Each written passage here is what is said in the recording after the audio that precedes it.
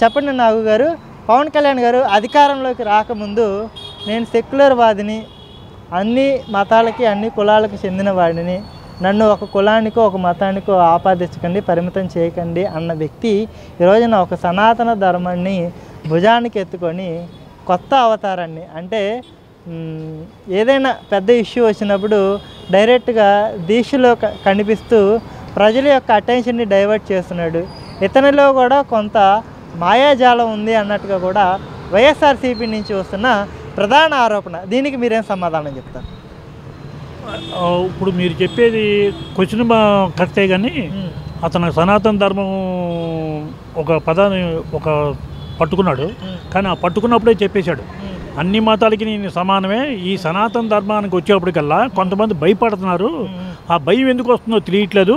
అదే వేరే మతాల మీదకి ఏదన్నా వస్తే వాళ్ళు ముందుకు దూకుతున్నారు. అసలు మనం ఎందుకు భయపడాలి? అన్ని మతాలు సమానమే. మన మతానికి కూడా డ్యామేజ్ జరుగుతున్నప్పుడు మనం ముందుకు అడిగేయాలని ఒక సందర్భంలో చెప్పాడు ఆయన డైరెక్ట్గా.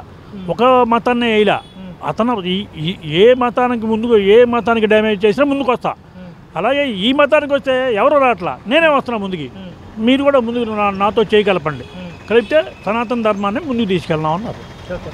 అంటే అధికారంలోకి రాకముందు చెప్పిన హామీలన్నీ కూడా పవన్ కళ్యాణ్ గారు ఆ స్టాండ్ మీద నిలబడి డిప్యూటీ సీఎం హోదాలో నెరవేర్చే దిశగా ముందుకెళ్తున్నాడా, కేవలం అధికారాన్ని ఆ ఫ్లేవర్ని మాత్రమే అనుభవించే ప్రయత్నం చేస్తున్నారు జనసేన పార్టీ ఎమ్మెల్యేలు కానివ్వండి, డిప్యూటీ సీఎం, మంత్రులు కానివ్వండి? అసలు జనసేన పార్టీ గ్రౌండ్ రియాలిటీలో ఎలా ఉంది? నిజంగా హార్డ్ వర్క్ చేస్తుందా? కేవలం పదవులకి వాళ్ళందరూ పరిమితమయ్యారా? అంటే డమ్మీలుగా మాత్రమే పరిమితమయ్యారంటే మీరేం చెప్తారు? ఎమ్మెల్యేల విషయంకి వస్తే ఈ జనవాణి కార్యక్రమం పెట్టారు, కొన్ని పార్టీలు పెట్టినాయి, కొంతమంది వ్యక్తులు పెట్టారు, కొత్తగానే పెట్టారు.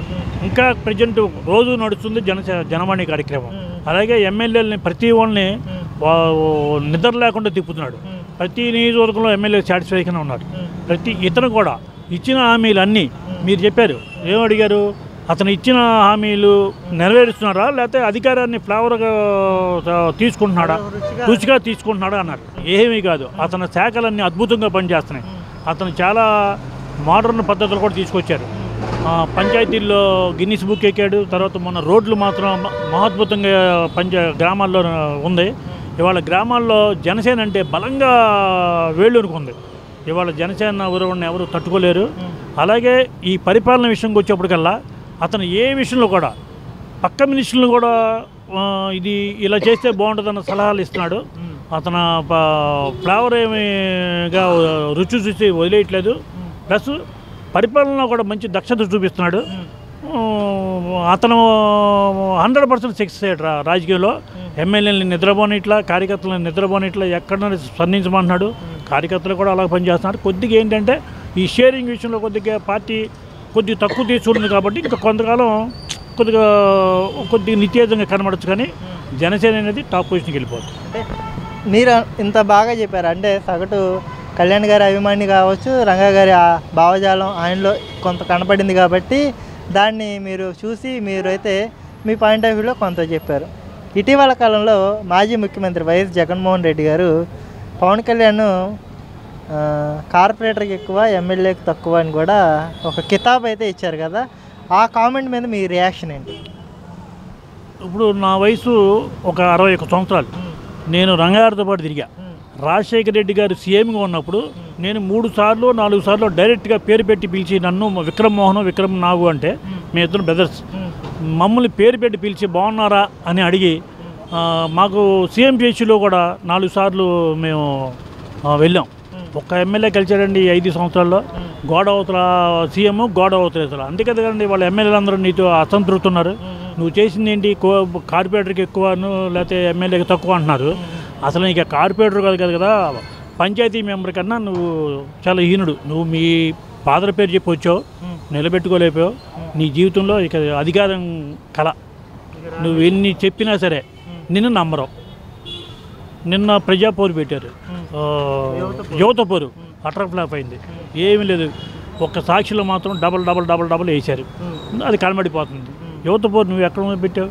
72,000 చంద్రబాబు ఇవ్వాలన్నావు. అసలు నువ్వు వచ్చినప్పుడు ఏమి ఇచ్చావు?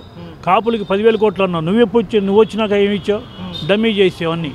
నువ్వు ఎన్ని ప్రయత్నాలు చేసినా సూర్యుడి మీద ఉమ్మూస్తే నీ మొహం మీద పడినట్టు పవన్ కళ్యాణ్ గారిని నువ్వు ఏ అనాలనుకున్నా అది నీకే వస్తుంది.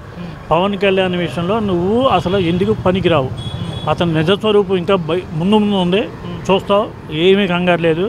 పవన్ కళ్యాణ్ ఒక సూర్యుడు అంటాడు, వెలుగుతూ ఉంటాడు, ఎప్పుడు అతను డౌట్ లేదు. రాబోయే రోజుల్లో జనసేన మన ఈ మధ్యకాలంలో జగన్మోహన్ రెడ్డి గారు కార్పొరేటర్కి ఎక్కువ ఎమ్మెల్యేకి తక్కువ అన్నట్టుగా కూడా పవన్ కళ్యాణ్ గారి మీద ఒక సెటైర్ అయితే వేశారు కదా, దీన్ని మీరు ఎలా చూస్తారు? అతను తెలియక మాట్లాడుతామే. ముందు అతని క్యాడర్ చూసుకోమన్నాడు చాలు. పవన్ కళ్యాణ్ అనే వ్యక్తి కూటమితో కాకుండా ఆయన ఇండివిజువల్గా పోటీ చేసిన ఈ టైం జరిగిన 2 ఎలక్షన్లు కాదు, ఫస్ట్ ఎలక్షన్ కాదు, ఈ ఎలక్షన్లో అతని సత్తా ఏందో చూపించేవాళ్ళు. కాకపోతే యుద్ధం అనేది 2 కొండలతో ఢీకోవడం కష్టం. పవన్ కళ్యాణ్ గారు తెలివిగా మాట్లాడుతున్నారు, తెలివిగా రాజకీయం చేస్తున్నారు. ఆ తెలివిగా రాజకీయం చేసేది ఏంటంటే ఒక కొండని చేతిలో పట్టుకొని ఇంకో కొండని ఢీకొంటున్నాడు. 2 కొండలు ఢీకొనాలంటే అలా టైంలో పవన్ కళ్యాణ్ గారు ఇప్పుడు ఈ 10 సంవత్సరాలు 11 సంవత్సరాలు కాదు, అంతకుముందు ఇంకొక 10 సంవత్సరాలు వేసుకోండి. ప్రజారాజ్యం నుంచి ఆయన యువరాజ్యంలో అధ్యక్షులు కదా, యాక్టివ్ నెంబరు యువరాజ్యంలో. అప్పుడు బాధలు సాధలు చూశాడు, కష్ట నష్టాలు చూశాడు. ఇది కాదురా మనం రాజకీయాలు చేయాల్సింది, ఇలా చేస్తే బాగుండిద్ది అనే ఒక విధానంతోనే ఇవాళ చేస్తున్నాడు. 2 కరుడు కట్టిన రాజకీయ నాయకులు, అంటే విమర్శిస్తున్నాను అనుకోవద్దు, అదే 2 కరుడు కట్టిన రాజకీయ నాయకులు మనం ఒకడు మధ్యలో దూరితే మనం చాలామంది కాగలుగుతామా? అవలేం కదా. ఇలా ఆయన ఏం చేస్తున్నారు, ఒక కొండని చేతిలో పెట్టుకోండి, ఒక దాన్ని చేతిలో పెట్టుకొని ఒక దానితో యుద్ధం చేస్తున్నాడు. కరెక్ట్గా వేవ్లో వెళ్తున్నాడు, ఉన్నాడు. కాకపోతే జన సైనికులందరూ కూడా అంటే వైసీపీ ప్రధాన ఆరోపణ ఇది. మీరు అప్పటికైనా జెండా మోసే కూలీలే అని చెప్పేసి వైసీపీ ప్రధాన ఆరోపణ. దీన్ని మీరు అంగీకరిస్తారా లేదా? అది అవాస్తవం.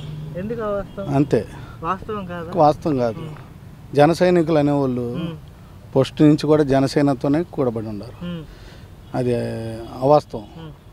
ఇప్పుడు కొంతమంది అదేం లేదు, ఆ ఫీలింగ్ ఏం లేదు. మంచి చెడు ఉంటుంది. ఇప్పుడు కూటమిలో మంచి చెడు ఉంటుంది. ఇవాళ మనం ఉండమండి, ఫ్రెండ్స్ ఒక 4 ఉంటాం. ఒక మంచి జరిగిద్ది, చెడు జరిగిద్ది, కొట్లాటలు ఉంటాయి. ఒక వ్యాపారం చేస్తున్నామంటే 4 ఫ్రెండ్స్ మధ్య కొన్ని కొట్లాటలు ఉంటాయి. ఆ కొన్ని కొట్లాటలను కలుపుకొని పోయే వాళ్ళే నాయకులు. ఆ 2 నాయకులు కలుపుకుపోతున్నారు. జనసేన పార్టీ గురించి ఒక్క మాటలో చెప్పాలంటే ఏం చెప్తారు? నేను చెప్పాలంటే జనసేన రాబోయే కాలంలో తన సత్తా చూపిస్తుందని కన్ఫామ్గా చెబుతున్నాను. కళ్యాణ్ గారి గురించి అంటే అధ్యక్షుడి గురించి ఒక్క మొక్కలో చెప్పాలంటే ఏం చెప్తారు? ఇంకా ఆయన గురించి చెప్పవసరం లేదు, అదొక బ్రాండ్, అంతే. అదొక బ్రాండ్. సరైన రాజకీయం ఆయనే చేస్తున్నారు. ఆంధ్ర రాష్ట్రానికి రేపు కాబోయే లీడర్షిప్, భవిష్యత్తు లీడర్షిప్ ఆయనే. జనసైనికులను కూడా అలానే కాపాడుకుంటాడు. అది మేము భావిస్తున్నాం, నమ్ముతున్నాం. పవన్ కళ్యాణ్ గారి గురించి ప్రస్తావిస్తే రేపు ఆవిర్భావ దినోత్సవం, పార్టీ ఆవిర్భావ దినోత్సవం చాలా పెద్ద ఎత్తున 2 తెలుగు రాష్ట్రాల్లో కూడా ఆ సభకు హాజరవడానికి జన సైనికులందరూ కూడా కథం దొక్కారు. పెద్ద ఎత్తున కనివిని ఎరగని రీతిలో ప్రభుత్వ అధికారిక లాంఛనాలతో రేపు మీటింగ్ కండక్ట్ చేయబోతున్నారు కదా. మీరు చూసిన పవన్ కళ్యాణ్ మీ కళ్ళకు కట్టినట్టుగా కనిపిస్తున్నాడా? ఆయనలో ఏమైనా మార్పు కనపడుతుందా? అంటే అధికారంలోకి రాకముందు ఎప్పుడు దీక్ష తీసుకోండి పవన్ కళ్యాణ్, ఈ రోజున సరికొత్తగా వరాహీమాత దీక్ష చేపట్టడం, సనాతన ధర్మం అనే టాపిక్ని ప్రస్తావించడం, నేను సనాతన ధర్మాన్ని పరిరక్షిస్తాను, నేను సనాతనిని అన్నట్టుగా ఆయన స్టేట్మెంట్లు ఇవ్వడం, వీటన్నిటి గురించి మాట్లాడాలి ఒక కమ్యూనిస్ట్గా అంటే మీరేం చెప్తారు? పవన్ కళ్యాణ్ గారిని మా చిరంజీవి తమ్ముడిగా చూడగలను, కానీ రాజకీయ నాయకుడి కంటే కొంచెం విమర్శించాల్సిన పరిస్థితి వస్తుంది. అంటే విమర్శించడం అంటే రాజకీయాల్లో పవన్ కళ్యాణ్ దేవుడు కాదు, చెయ్యలేడు కూడా. పవన్ కళ్యాణ్ కాదు, జగన్ చేయలేడు, చంద్రబాబు నాయుడు గారు చేయలేరు, ఎవరు వచ్చినా చేయలేరు, మోదీ గారు కూడా చేయలేరు. తప్పదు, విమర్శలు వస్తుంటాయి పోతుంటాయి. కానీ ప్రజలకి ఎంత చేశాము అనేది ప్రజలు గుర్తిస్తేనే అది గుర్తింపు వస్తుంది. మనం చెప్పితే అవ్వదు అది. ఇప్పుడు అలాగా ప్రజల్లో గుర్తింపున్న నాయకులు నాకు తెలిసి, అంటే నాకు ఊహ తెలిసి 2.